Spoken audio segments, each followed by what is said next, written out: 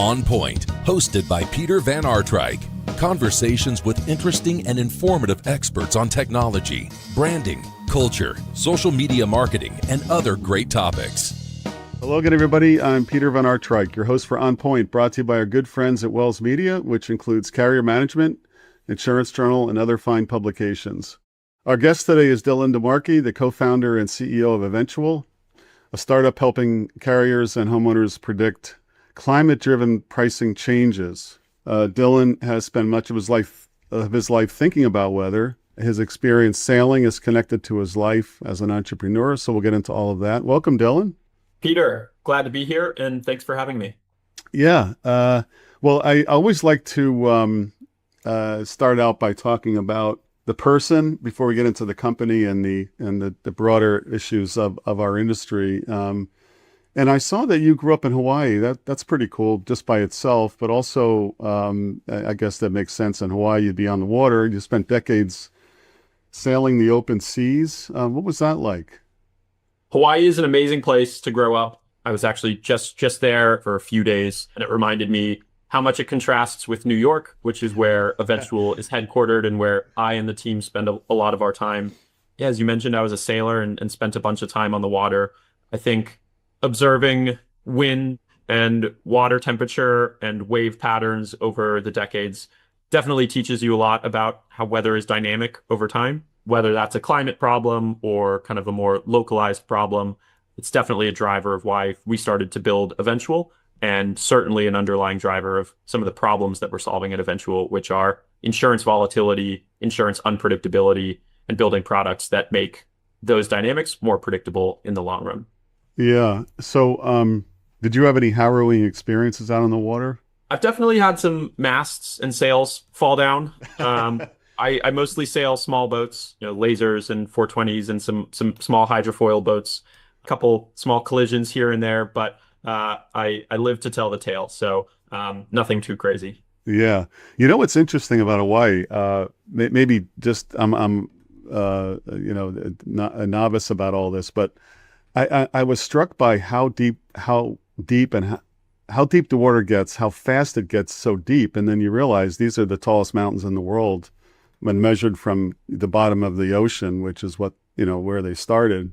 Because you go out a quarter mile from land, and how deep are you? Half a mile already. It's incredible. Yeah, they're definitely subsea mountains, and obviously volcanic. So while that stat is definitely an unusual one to measure mountains, if you do lean on that stat, they are the tallest, which is astounding. Occasionally there's some snow in the winter when we get some wild weather on a couple of the islands, but yeah, the ocean is pretty deep, and so it's a pretty wild place to see when you're on the island. Yeah, just one last thing about the state of Hawaii. Like I'm on the East Coast most of the time, as you are, so heading out there is a long journey, and you get there, it's tiring. You get off the plane, and it's like these trade winds. It's like a caress on your face, It is so nice to be out on the water there. I can imagine you probably took it for granted, but I just think it's just an amazing place in the world. Really, that soft air. I remember that on my face a few times I've been there. Yeah, you step off the plane, and the humidity definitely hits you first. Your hair gains some volume, and then you notice the trade winds, which, in my view, were a little bit more consistent in my youth and today are a little bit weaker. Mm-hmm. But yeah, it's definitely makes Hawaii a lovely place to sail, and a pretty good, world-renowned racing venue as well, just given the predictability. Yeah. So all of that experience, you mentioned how it kind of influenced you. It probably had to just paying attention to the breezes and weather and so forth. But then you went on to mechanical engineering and economics at Yale, and then you got into real estate. Talk about some of those things you went through in your career earlier, and then how it led to where you're at today. Yeah, so Eventual is the company behind Premium Lock, a 3-year price guarantee for home insurance in the US. Pretty much everything we have built and are building here is inspired by dynamics and problems that I saw at Blackstone as a commercial real estate investor.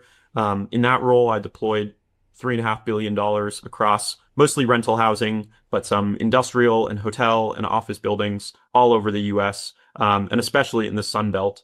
And, I showed up to that role thinking a little bit about how climate change can impact the price of real estate or rents or multiples on real estate. Growing up in Hawaii, my family had always discussed longer term climate risks like sea level rise. My childhood home is a couple feet above sea level, and is my family's single largest asset, as it is for most American homeowners. So I certainly showed up to Blackstone with some thought of how climate impacts real estate. But through that role, I think I quickly found out about this concept of kind of climate pragmatism, which is that for asset owners or investors or just simply any real estate owner, the vast majority of Americans really, maybe they think about climate change to some extent and with some frequency, but they're really not taking much action. It is just kind of an unfortunate truth that I observed. And it is, quite pragmatic, and in some geographies pretty rational. But what I did observe, while that was frustrating, I did observe that kind of in summer 2022 leading into 2023, insurance pricing started to become dynamic to some extent in our portfolio, but also in the portfolios of some of our peers and others in the investing community. Historically, we had never really talked about insurance. It was our maybe sixth or seventh biggest operating expense line item. Our risk advisors and consultants would kind of handle that, and our renewals and what sort of insurance we need, and the loan docs would sort of define all of those sorts of terms. But we started talking about insurance a lot over that time period. And what happened driving those conversations was that the price of insurance just started going up very quickly. Just to give some rough numbers, to insure some 2-story Miami apartment buildings, maybe we're $800 a unit a year at that point. And pretty quickly we started to see the price go to $1,000 to $1,500. And, for newer glass skyscrapers, it could be $2,500 a unit a year. And so that was a really dramatic change. And so insurance, all of a sudden, almost overnight, started to matter for the broader real estate investor community. That all of a sudden is maybe your fourth or your third, and in some extreme cases, your second biggest operating expense. And so there were certainly deals in the US Sun Belt that died as a result of investors not knowing where the price of insurance is going, because those investors commit to their assets, not just for a year, but for 5 to 7 years on average, or a decade plus for some kind of perpetual insurance vehicles or for homeowners. I observed this frustration that we have these 1-year unpredictable property and casualty insurance forms that would just consistently keep resetting with seemingly kind of random price changes from year to year. And so that timing mismatch that I observed at Blackstone is fundamental to our idea for Premium Lock, which is the product that we sell. And it was the inspiration for the question we asked, which is, wouldn't it be nice to have multi-year predictability in a major cost of operating real estate, which is insurance, so that it's more term matched? Commit to your asset for a few years, get your insurer to commit to maybe not an exactly the same price, but at least a more predictable price for several years rather than 1 year. Really cool. So you can predict with, so it's called Premium Lock. Eventual is the mothership company. Just a quick aside. How do we'll talk about how agents get involved and so forth. How do you get to Premium Lock from Eventual? How does that, are they separate URLs or? Yeah, so you can go to premiumlock.com. You can go to eventualclimate.com. Okay. Eventual is just the company behind Premium Lock.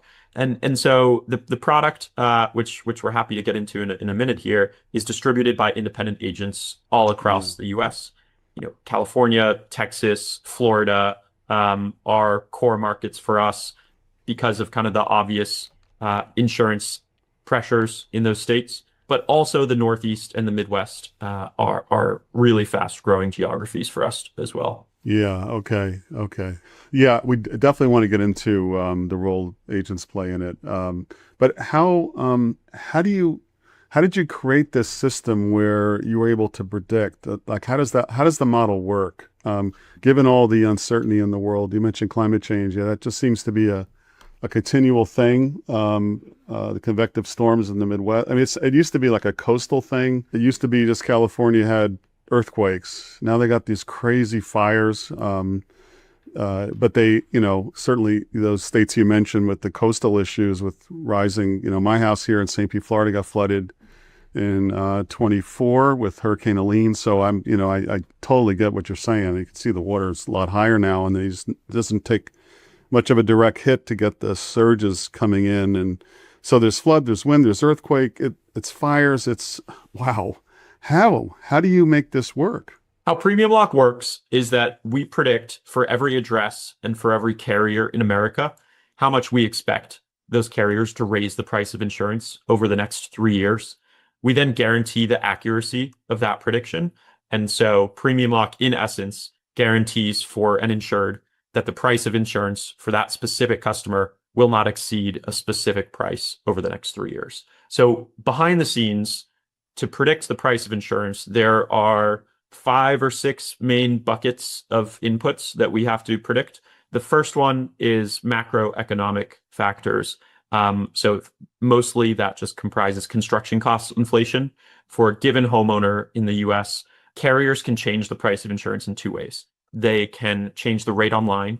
So for a given amount of insurance, they can charge more for that coverage, or carriers can recommend that you need to buy more insurance. And that's directly a result of construction cost inflation. So it has nothing, as all of your listeners likely know, it has nothing to do with the value of the land, which, in the US is a big share of the market value of a home. It is just the cost to replace or repair the sticks and the bricks and the labor to do so for that parcel and for that structure. And so construction cost inflation, there are a bunch of companies that provide predictions as well as really detailed granular historicals about where construction cost has gone. Mm-hmm. So that is a huge driver. Really from 2021 to 2024, the vast majority of increase in the price of insurance for admitted lines US homeowners was driven just by coverage A going up, the construction cost inflation increasing dwelling coverage. Mm-hmm. Another bucket that we have to predict is carrier profitability. And so fortunately in the US, there's great reporting on profitability for admitted lines, US carriers, also, by segment. And so you tend to see that unprofitable carriers logically have pressure to raise the price of insurance faster than extremely profitable carriers. So just kind of standard competitive dynamics drive a lot of those. Some regulatory dynamics are also very important. Today, Premium Lock, we sell exclusively on admitted lines homeowners policies. So an HO3, HO5, DP3, condo unit owner policy, and how each of those admitted lines forms is regulated in each state varies a lot. In California versus Florida, which I think the media tends to announce in similar context, those could not be, more different insurance states. Mm-hmm. Yeah. Florida was super dynamic and repriced really quickly in 2022 as inflation started to happen and a few other things happened. As a result, they were one of the hardest markets in 23, 24, and then really started to decelerate in 25. And so today, the price of insurance in Florida is only growing 7% year over year last month. Versus good. In California, the price of insurance has grown dramatically and a few years later than Florida, mostly because of how it's regulated. There are a few other inputs we look at, including climate and weather dynamics. But again, it's a 3-year product. So it is pretty hard to predict how some longer term climate trends will happen over kind of a relatively short period, like 3 years. Okay. So this is, I know you said admitted. That was going to be one of my questions. The not admitted market is a whole nother dynamic, of course. But is it for personal and commercial or just personal right now? Today, the vast majority of our growth is for homeowners policies, so personal lines.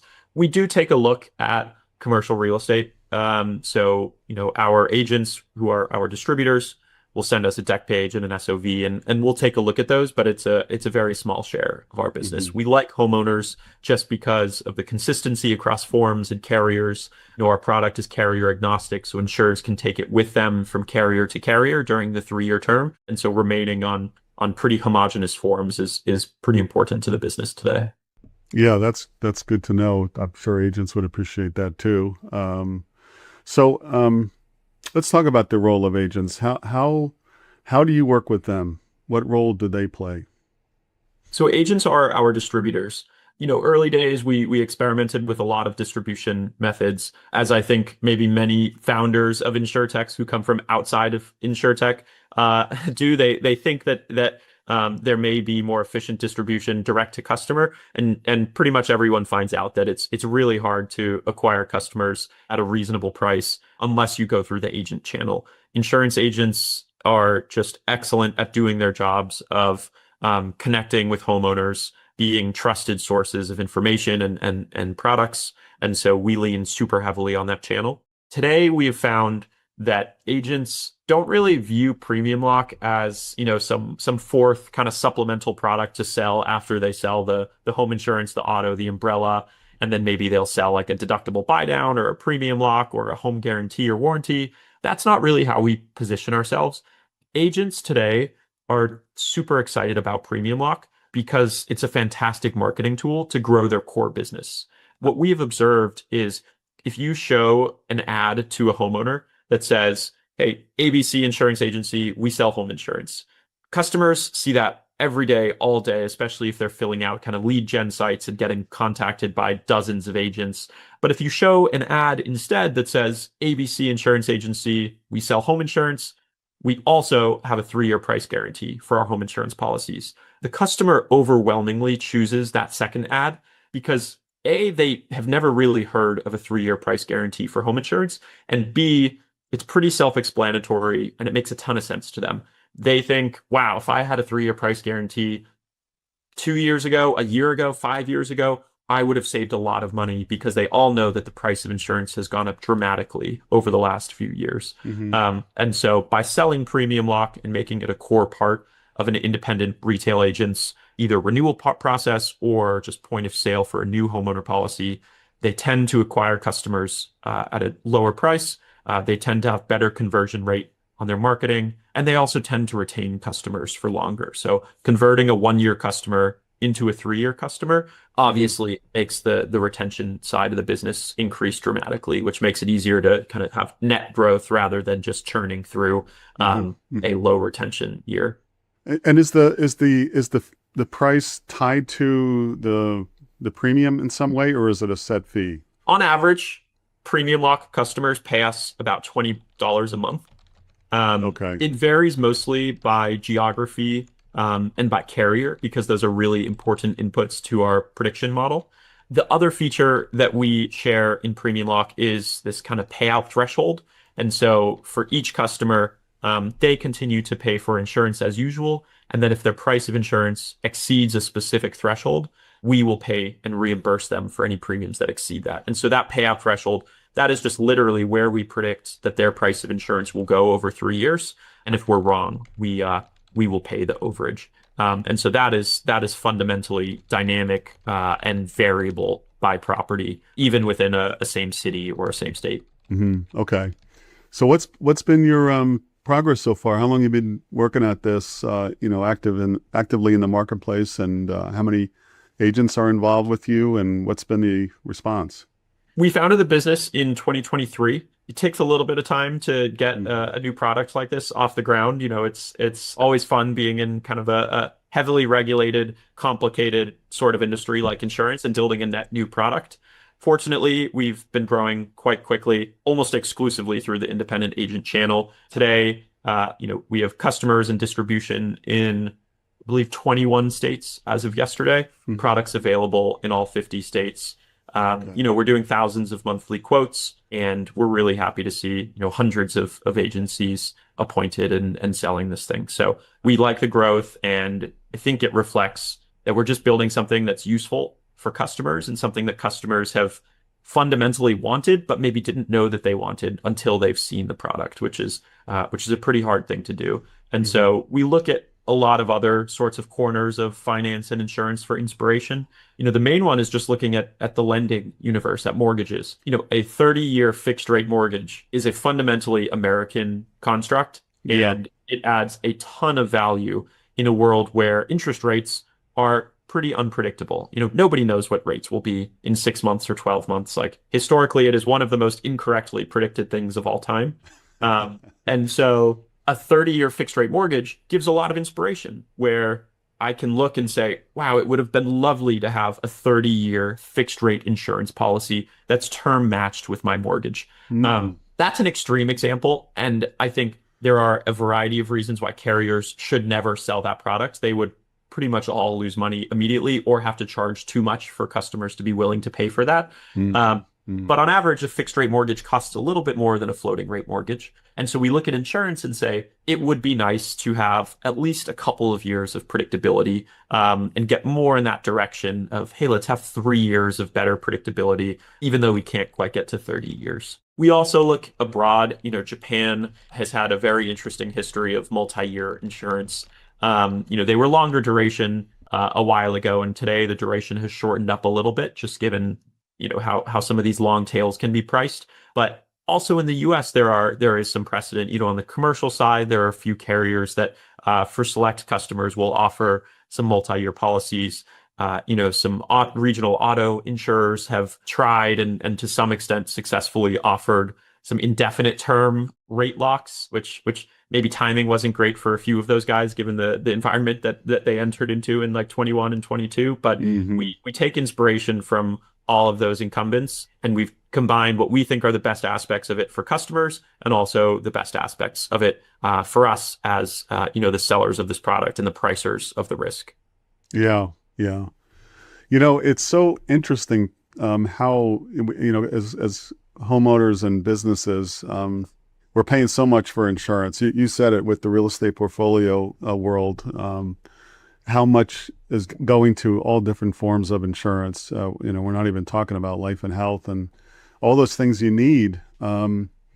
So it stands to reason when there's stresses, that there's been a horrible, hard market for a while in a number of areas. And so you have these solutions that come up. Things like parametric insurance is another example. The not-admitted market has just exploded. The E&S market has exploded. And I think this premium lock's another example of how, entrepreneurs respond to market stresses like this. Certainly the climate's not going to get any easier. And can you put on your wizard hat and think just down the road, not just what you're doing, and maybe even just what you have in your mind down the road. What could possibly be this combination of financial tools and insurance, traditional insurance, to respond to what's coming, which is probably more natural disasters? I'll push back on the phrase natural disaster. I think some of these are getting to be pretty unnatural, and I'll call them extreme weather events, which is, someone once yelled at me for using that term, and so I will I will pass on the favor. Some of these are natural, and some of them are definitely doing pretty unexpected frequencies and severities, depending on the peril. But broadly, I would say that over the next 5 to 10 years, I refer back to that kind of phrase of climate pragmatism that I mentioned at the start. The world is certainly dynamic. The concentration of CO2 in the atmosphere is certainly increasing. Temperatures are increasing. Weather patterns are certainly changing. I think that's pretty much indisputable at this point. But again, you have to, as a seller of products or services, whether they're financial or insurance or not, you just have to be really, really aggressive in saying, what do customers actually care about? For us, our customers are US insured homeowners. And those customers, we have found, aren't really asking, is my insurance going up as a result of climate? Is it as a result of regulators? Is it as a result of reinsurance, or my property characteristics, my roof getting old? They're not really asking that. All they're saying is, I want to pay less for insurance. If I can't do that, I would like to have more predictable insurance pricing. That's what we've observed. And so being radically pragmatic about what people want and are willing to pay for, I think is still like a little bit misunderstood today. The second thing that I have observed, and I think is starting to happen, is people want clear guidance on what is coming. And so while today, if you're a US insured homeowner, you're buying insurance, you have no idea what is coming. No one's telling you. The carrier's certainly not telling you, we think that the price that you're paying for this home insurance policy today is going to increase 40%. No one is doing that. And so there's actually a lack of price discovery happening and a lack of clarity on what efficient insurance pricing should be today, because you only are getting a snapshot, not a prediction. So we're really excited about our role in the market in making customers more aware of their financial exposure to climate change. People, again, really only care today about how their personal finances will be impacted by climate change. That is fundamentally what people are willing to take action on and to buy products to solve. And so that's kind of where we fit into that picture is we are literally telling customers, we expect your insurance pricing to increase 5%, decrease 5%, increase 50%, a whole variety of outcomes for specific homes in specific corners of the US. And that is radically valuable. There are certainly cases where customers have looked at our predictions when they're buying a home or thinking about refining or moving and really taking a hard look at what the world looks like if they're in a place where insurance continues to grow, 20% year over year, which it is today in California. So I think price discovery is really important. I also think more dynamic pricing is critical as well. And so that's also, a role that we like to fill. Something that we are not doing today, but some of our peer companies are really excited about, and in the early days of achieving, is mitigation of risk related to climate risks or severe weather events. And so actually reducing the probability that a home burns down or that a roof flies away with hardening of the home or cutting down trees or putting a fortified roof system in place. Those sorts of things are really expensive today and don't see much ROI today because carriers really struggle to understand what's happening at the individual property level.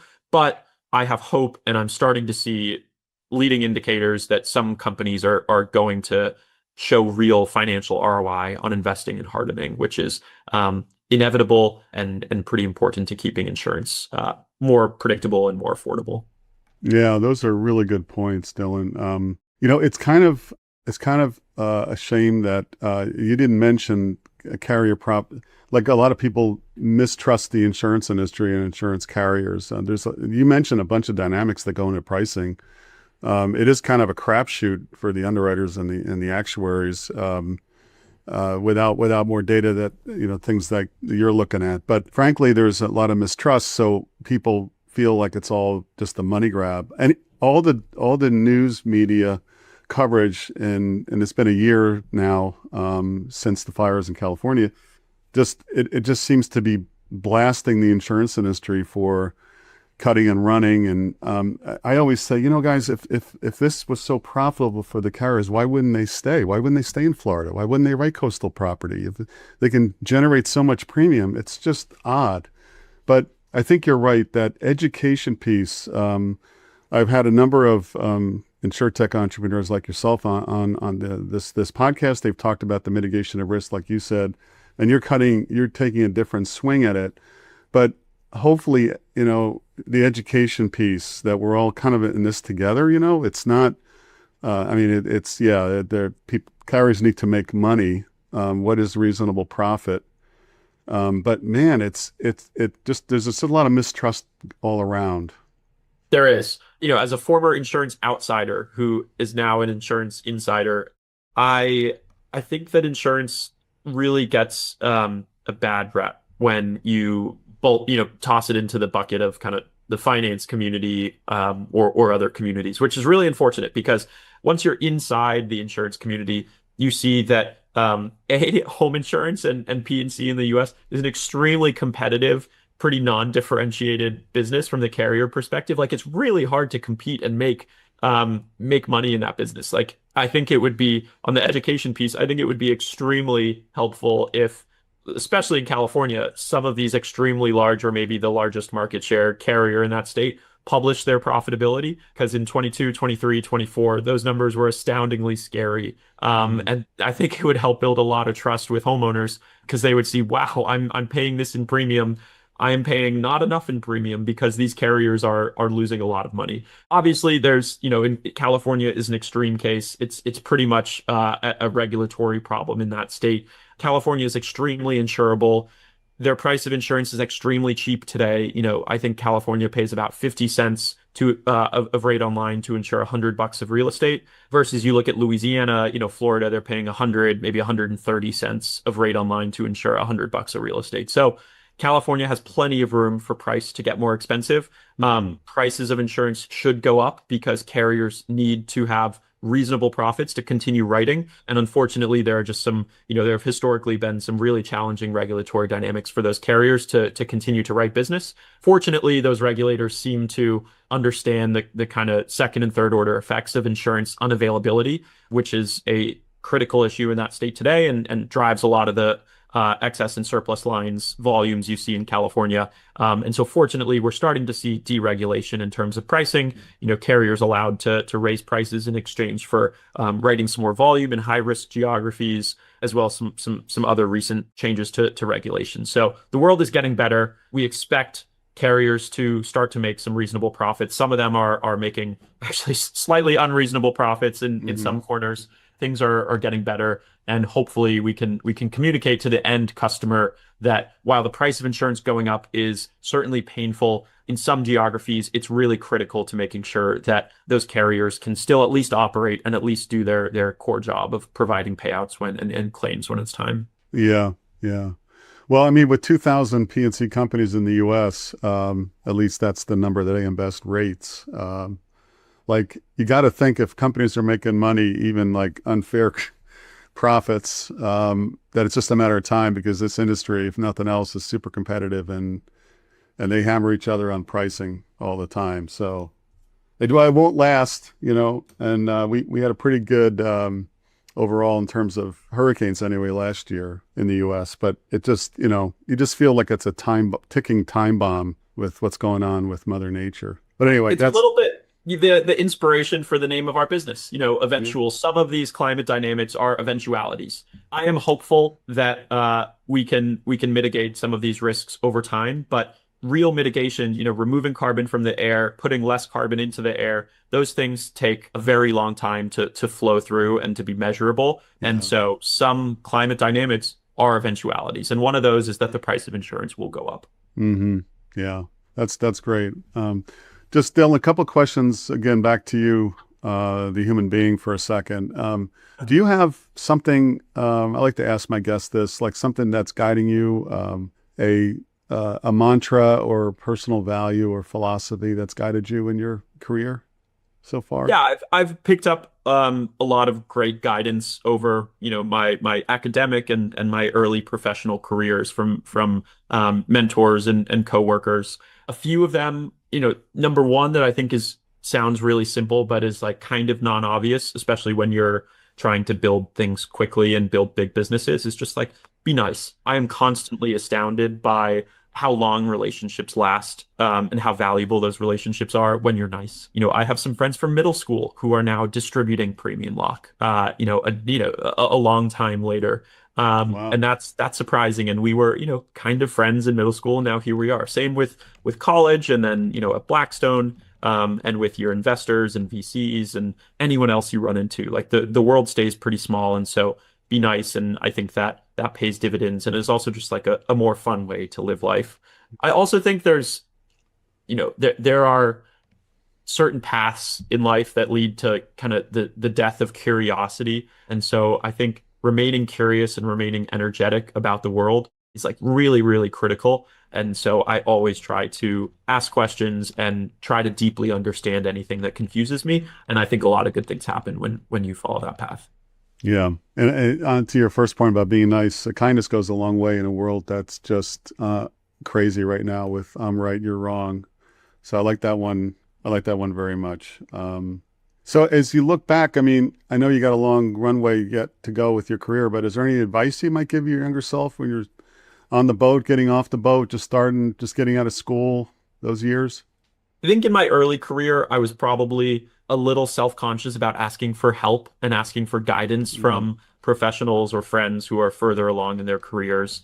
I think now, as someone who occasionally gets questions and from people thinking about starting risk transfer businesses or software businesses or other things in climate and in housing, I think everyone loves to share advice and share battle scars about what works and what didn't work and what you spent a year wasting time on or didn't do. So I think, being open and willing to ask for help is kind of an obvious one, but a very important one. And I think it can shave years of struggle or pivoting off of your life, which is good and helps you get to where you want to be faster. Okay, cool. So what do you do for fun now? Like how do you recharge? Do you still get out on the water? Look, frankly, we're trying to build a big business here, and there's a lot of work that goes into that. And so the short answer is there's not a lot of time outside of building Eventual. Building a large distribution network of agents all across the country takes a ton of time. I'm at conferences constantly. I spend most of my days, onboarding and demoing large agencies that are important and valuable to us. And so for the few hours that are free, I like to go to the gym. Sometimes I get in the sailboat, but Eventual is really quite time consuming today. And it's very important to me. So the head stays down and stays in the business for the foreseeable future, which I love. It's fun, and we have a great team, and most of us are here in person in New York, and so really it doesn't feel like work. It feels like we're building something cool that people want, and we're just kind of going where our customers pull us, and we're having fun while doing it. Yeah, that's great. Well, good on you, Dylan. Best of luck with the business, and thanks for being on the show. Peter, thanks for having me. This was a lot of fun. This has been On Point with Peter van Aartrijk, a podcast presentation of Wells Media Group.